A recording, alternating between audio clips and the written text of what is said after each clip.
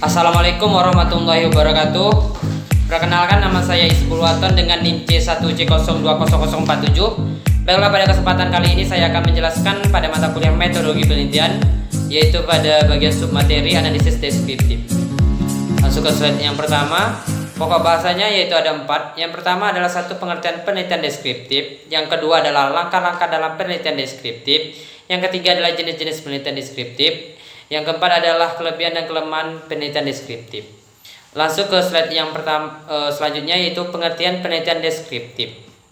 Adapun pengertian penelitian deskriptif adalah suatu bentuk penelitian yang ditujukan untuk mendeskripsikan fenomena-fenomena yang ada, baik fenomena alamiah maupun fenomena buatan manusia. Fenomena itu bisa berupa bentuk aktivitas, karakteristik, perubahan, hubungan, kesamaan, dan perbedaan antara fenomena yang satu dengan fenomena lainnya menurut Sukma Dinata tahun 2006. Penelitian deskriptif merupakan penelitian yang berusaha mendeskripsikan atau menginterpretasikan sesuatu, misalnya kondisi atau hubungan yang sama, pendapat yang berkembang, proses yang sedang berlangsung, akibat atau efek yang terjadi, atau tentang kecenderungan yang tengah berlangsung.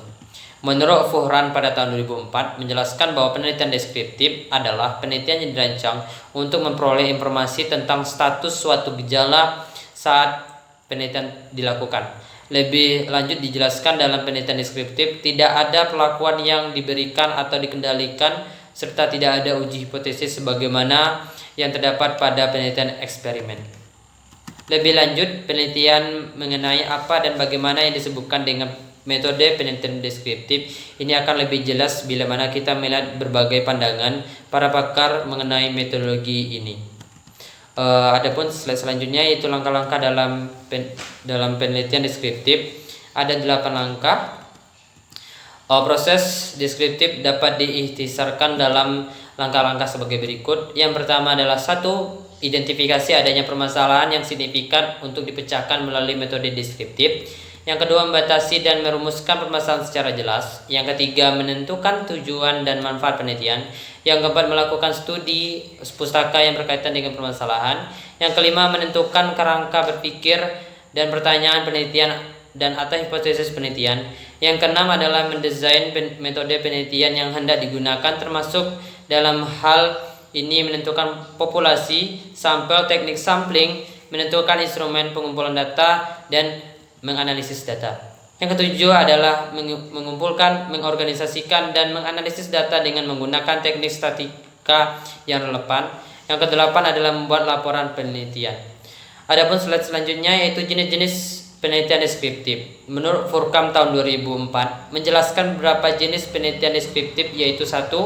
Studi kasus, yaitu penelitian intensif tentang individu dan atau unit sosial yang dilakukan secara mendalam dengan menemukan semua variabel penting tentang perkembangan individu atau unit sosial yang teliti. Dalam penelitian ini dimungkinkan ditentukannya hal-hal yang tak terduga, kemudian dapat digunakan untuk membuat hipotesis. Yang kedua adalah survei. Studi jenis ini merupakan studi pengumpulan data yang relatif terbatas dan kasus-kasus yang relatif besar jumlahnya.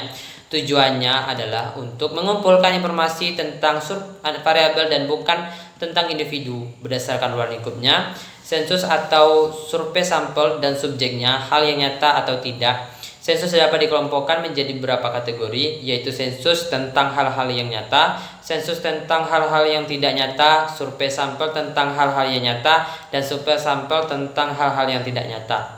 Yang ketiga adalah studi perkembangan. Studi ini merupakan penelitian yang dilakukan untuk memperoleh informasi yang dapat dipercaya sebagaimana sifat-sifat anak pada berbagai usia, bagaimana perbedaan mereka dalam tingkatan-tingkatan usia itu, serta bagaimana mereka tumbuh dan berkembang. Hal ini biasanya dilakukan dengan metode longitudinal dan metode cross-seksional.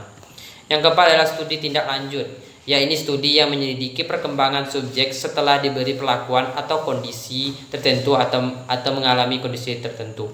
Yang kelima adalah analisis dokumenter. Studi ini sering juga disebut analisis isi yang juga dapat digunakan untuk menyelidiki variabel sosiologi dan fisiologi.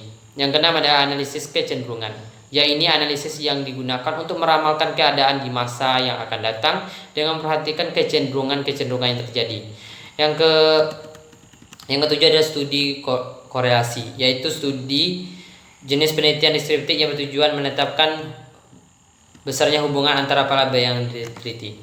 Kemudian adapun slide selanjutnya yaitu adapun macam-macam penelitian deskriptif antara lain ada sebagai berikut, ada 4. Adapun yang pertama yaitu adalah penelitian laporan atau self-report research. Dari kaitan dengan data yang dikumpulkan, maka penelitian deskriptif mempunyai beberapa macam jenis, termasuk diantaranya laporan diri dengan menggunakan observasi. Dalam penelitian self-report, informasi dikumpulkan oleh orang tersebut yang juga berfungsi sebagai peneliti. Dalam penelitian self-report ini, peneliti dianjurkan menggunakan teknik observasi secara langsung, yaitu individu yang diteliti dikunjungi atau dilihat kegiatannya dalam situasi yang dialami. Tujuan observasi langsung adalah untuk mendapatkan informasi yang sesuai dengan permasalahan dan tujuan penelitian. Dalam penelitian self-report, peneliti juga dianjurkan menggunakan alat bantu lain untuk memperoleh data, termasuk misalnya dengan menggunakan perlengkapan seperti catatan, kamera, dan rekaman. Alat-alat tersebut digunakan terutama untuk memaksimalkan ketika mereka harus menjaring data dari lapangan. Yang perlu diperhatikan oleh peneliti dalam metode self-report adalah bahwa dalam menggunakan metode observasi dalam melakukan wawancara, para peneliti harus menggunakan secara simultan untuk memperoleh data yang maksimal. Salah satu contoh penelitian menggunakan self-report dapat dilihat dalam laporan bentuk studi kelembagaan dan studi pembiayaan usaha kecil dan menengah. Yang kedua adalah studi perkembangan atau development study. Studi perkembangan atau development study banyak dilakukan oleh peneliti di bidang pendidikan atau di bidang fisiologi yang berkaitan dengan tingkah laku. Sasaran penelitian perkembangan dapat pada umumnya menyangkut variabel tingkah laku secara umum maupun dalam kelompok. Dalam penelitian perkembangan tersebut, peneliti tertarik dengan variabel yang diutamakan, membedakan antara tingkat umur, pertumbuhan atau kedewasaan subjek yang diteliti. Jika penelitian dilakukan dengan model cross-seksional, peneliti pada waktu yang sama dan simultan menggunakan berbagai tingkatan variabel untuk diselidiki. Data yang diperoleh dari masing-masing tingkat dapat dideskripsikan dan kemudian dikomparasi atau dicari tingkat asosiasinya. Yang ketiga adalah studi kelayakan atau follow-up study. Studi kelayakan dilakukan oleh peneliti untuk menentukan status responden setelah beberapa periode waktu tertentu memperoleh keperlakuan, misalnya program pendidikan. Studi kelanjutan ini dilakukan untuk melakukan evaluasi internal maupun evaluasi eksternal setelah studi atau responden menerima program di suatu lembaga pendidikan, sebagai contoh badan di suatu pendidikan. Yang keempat adalah studi sosiometri atau sosiometri studi. Yang dimaksud dengan sosiologi metri adalah analisis hubungan antara pribadi dalam hubungan kelompok individu melalui analisis pilihan individu atas dasar idola atau penolakan seseorang terhadap orang lain dalam suatu kelompok dapat ditentukan. Prinsip teori studi sosiometri pada dasarnya adalah penanyaan pada masing-masing anggota kelompok yang diteliti untuk menentukan dengan siapa dia. Kelebihannya adalah satu, metode ini lebih disukai berbagai bidang pendidikan. Hasil-hasil penelitian diperoleh melalui di laboratorium. Kemudian adapun slide selanjutnya yaitu kelebihan dan kelemahan dari penelitian deskriptif. Di sini terdapat 3 kelebihan dari penelitian deskriptif. Yang pertama adalah satu, metode ini lebih banyak disukai di berbagai bidang penyelidikan. Hasil-hasil penelitian ini diperoleh melalui percobaan di laboratorium. Tetap menggunakan metode ini untuk mengecek atau membuktikan tingkat rehabilitasnya. Penelitian ini sangat logis dalam menyebarluaskan informasi. Akhirnya metode deskriptif sangat cocok untuk penelitian yang menyediakan standar ukuran normatif berdasarkan hal-hal umum. Yang kedua adalah relatif mudah dilaksanakan. Yang ketiga adalah tidak membutuhkan kelompok kontrol atau pembanding. Adapun kelemahannya di sini terdapat 4 kelemahan. Yang pertama adalah satu, kesalahan memilih metode. Kesalahan metode yang timbul karena salah penggunaannya. Yang kedua adalah peneliti ini memberikan informasi yang terbatas tentang pengaruh variabel-variabel yang diteliti, karena kita tidak dapat mengisolasi atau menekan variabel-variabel lain yang konstan, maka kita tidak dapat mengharapkan bukti nyata tentang sebab akibat. Kerugian selanjutnya, motivasi subjek yang tidak konsisten. Sebagai peneliti, kita perlu memastikan bahwa jawaban responden dapat dipercaya.